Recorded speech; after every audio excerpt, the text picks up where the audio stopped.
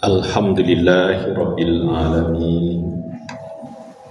Ashhadu an la ilaha illallah wa ashhadu anna Muhammadar Rasulullah.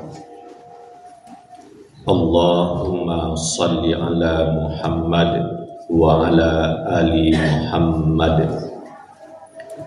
Ya ayyuhan nas ittaqullaha haqqa tuqatih wa la tamutunna illa wa antum muslimun.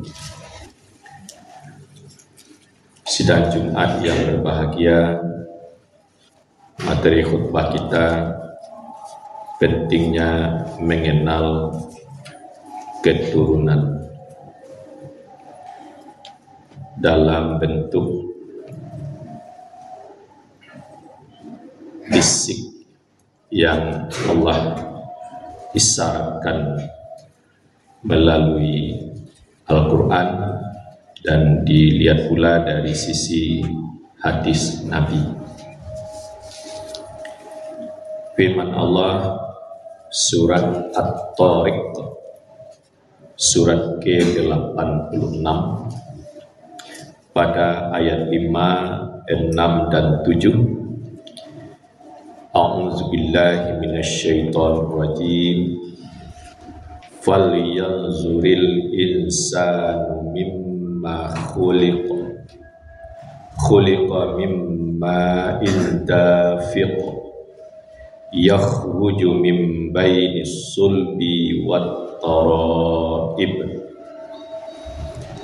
Hendaklah manusia memperhatikan dari apa ia diciptakan.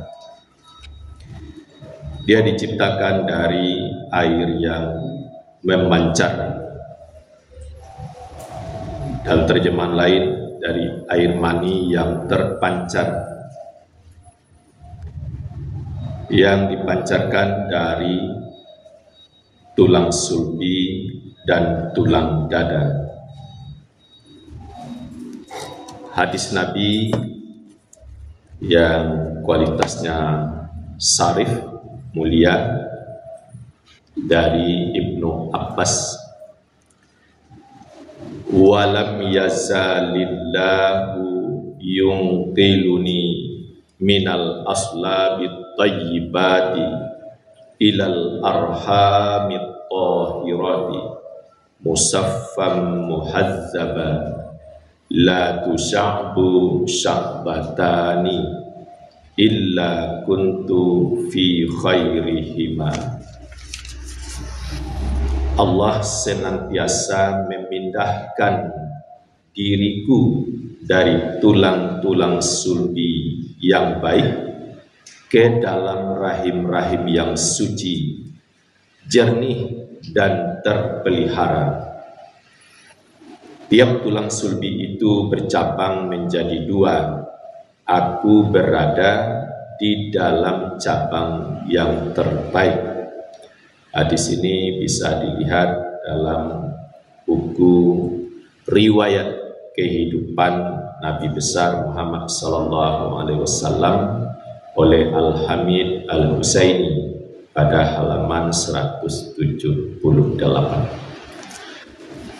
Sidang Jumat yang berbahagia, mengapa Nabi Muhammad SAW begitu sempurna akhlaknya? Bisa saja dijawab karena dia Rasul, itu iya. Tapi mencermati pengakuan dari Rasul itu sendiri, dia dipindahkan dari sulbi satu ke sulbi yang lain, tapi sulbi yang terbaik, ke rahim yang suci. Nabi Adam alaihissalam dijodohkan dengan kehendak Allah dengan istrinya Hawa, keduanya suci, baik. Bibit Muhammad SAW yang ada pada sulbi Adam disatukan di rahim Hawa. lahirlah sekian banyak anak berpasang-pasangan. Kemana bibit Muhammad sallallahu alaihi wasallam?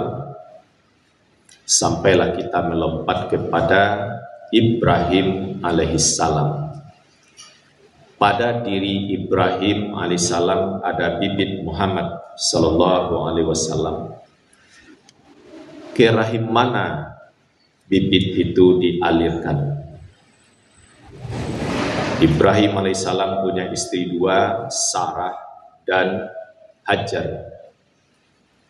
Maka dengan izin Allah mengalirlah bibit Muhammad sallallahu alaihi wasallam ke rahim Siti Hajar, bukan kepada Sarah. Sarah itu nantinya melahirkan Ishak, terus Yakub, Yusuf, sampai kepada Musa, Isa. Banyak sekali turunan Nabi sesudah Ishak. Tapi bukan di sana aliran Muhammad sallallahu alaihi wasallam ke rahim Siti Hajar. Dari Siti Hajar inilah lahir Ismail alaihissalam. Dari Ismail alaihissalam itu sampailah kepada Abdul Muttalib.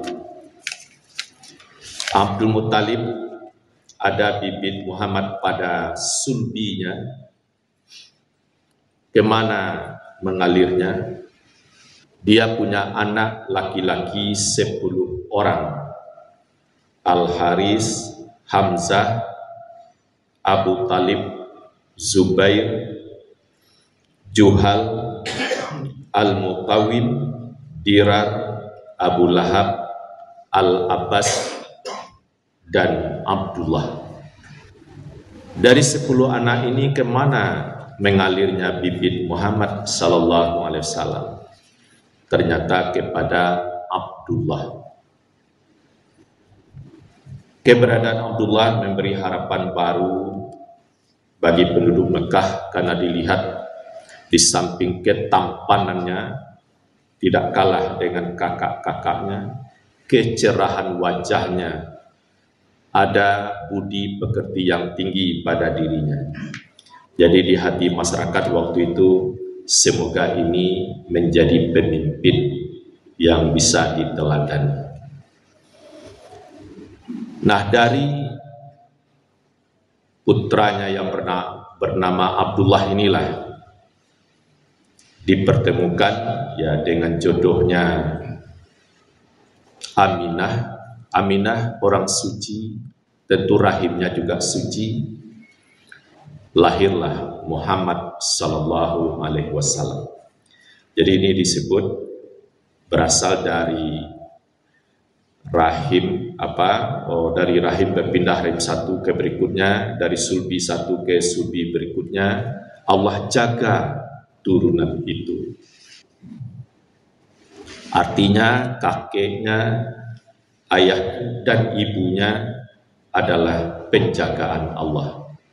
Jadi terpelihara. Jadi jawaban pertama, kenapa Nabi Muhammad sallallahu alaihi wasallam begitu hebat? Jawabannya berasal dari keturunan yang terpelihara, bersih, jernih, dan suci. Dari sini kita harus berhati-hati karena ada orang berpendapat, tentu kita saling menghormati. Dikatakan orang tuanya Rasulullah tidak muslim. Tentu kalau tidak muslim disebut kafir. Di sini kita harus berhati-hati. Masa itu ayah dan ibunya sudah sangat Islami karena Rasul tidak ada di wilayah itu. Jadi kalau ada mengatakan orang tuanya Rasulullah kafir, kita harus berhati-hati. Kafir atau muslim itu haknya Allah, tapi yang jelas tidak akan lahir seorang Rasul sedemikian mulia kalau tidak berasal dari orang tua pilihan. Dia lahir tanggal 12 Rabiul Awal disebut tahun gajah untuk menyegarkan mengapa dia disebut lahir pada tahun gajah. Waktu Aminah hamil 7 bulan, dia sebenarnya dalam suasana sedih sejak meninggal suaminya waktu hamil 2 bulan. Abdullah meninggal dalam usaha berdagang musim panas di negeri Syam. Sejak itu kesedihannya memang mendalam.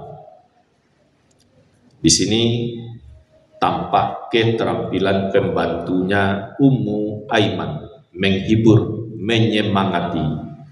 Sebab kalau seorang yang sedang hamil terus bersedih, bisa berakibat tidak elok pada janin, atau bisa saja cacat lahirnya anak. Nah, ini yang diantisipasi, disemangati terus. Tapi apa hendak dikata, datang tentara bergajah hendak menghancurkan Ka'bah. Rumahnya Aminah jaraknya dengan Ka'bah sekira 150 meter. Abdul Muthalib mengajak Aminah untuk meninggalkan lokasi, sebab agak 3 ekor saja gajah mengamuk, rumah Aminah pun juga akan hancur-hancuran. Tentara bergajah sangat banyak, bahkan 2 kali bertambah pasukannya, dihadang untuk berperang. 2 kali pula dia menang dan bergabung tentara yang menghadang itu dengan pasukan tentara bergajah. Jadi banyak sekali. Nah, terus diajak, ayo kita meninggalkan tempat ini nak. Tentara bergajah sudah tambah dekat akan menghancurkan Baitullah ini. Aminah menolak. Tidak ayahanda, biarkan kami di sini saja memperlindungkan diri kepada pemilik Ka'bah. Kepada siapa dia memperlindungkan diri? Tentu ya kepada Allah, pemilik Ka'bah. Karena dari kecil Aminah sudah mengenal Baitullah. Waktu dia kanak-kanak sering dibawa oleh ayahnya Wahab ke Baitullah. Jadi dari kecil dia sudah mengenal Baitullah, artinya rumah Allah. Maka dalam pikirannya Aminah, kalau Baitullah itu rumahnya Allah, tentu dia jaga. Maka timbul kalimat, biarkan kami di sini memperlindungkan diri kepada pemilik Ka'bah. Abdul Muthalib menerima ungkapan itu, lalu ditinggalkan menantunya. Dia pergi ke Ka'bah.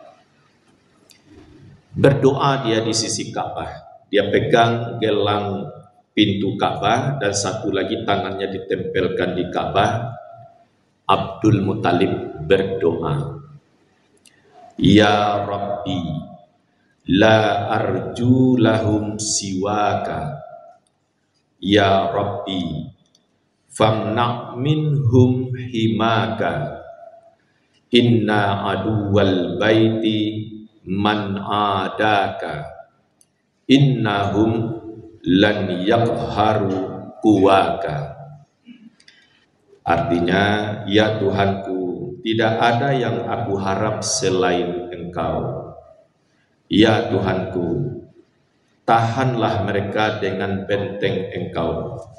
Siapa yang memusuhi rumahmu ini adalah musuh Engkau. Mereka tidak akan mampu menaklukkan kekuasaan Engkau. Doa ini bisa dilihat dalam tafsir Al-Azhar juz 30 tatkala Buya Hamka menafsirkan surat Al-Fil pada halaman 271 versi lama.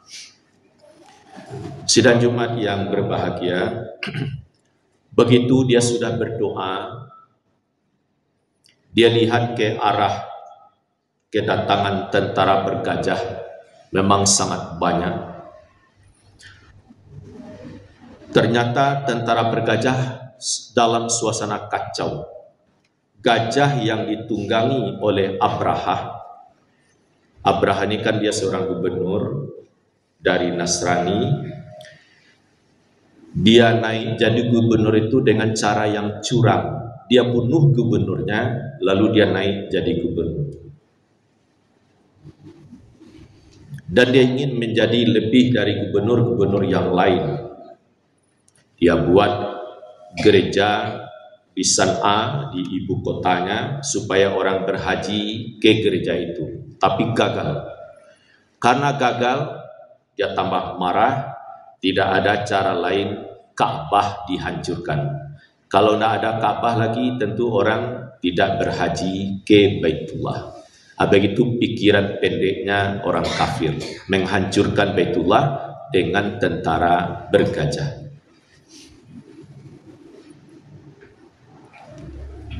Gajah yang dia tumpang itu namanya Mahmud. Ternyata di antara pasukan tentara bergajah itu banyak yang mencintai Baitullah. Maka dengan kemampuan ilmunya, ada yang bisa mendekati gajah itu, dia beri paham gajah ini. Wahai gajah, kira begitu. Kalau kita sekarang namanya pawang yang bisa menaklukkan gajah. Diberi paham kepada gajah itu, di depanmu tanah haram, tanah kemuliaan. Berbahaya jika engkau injak.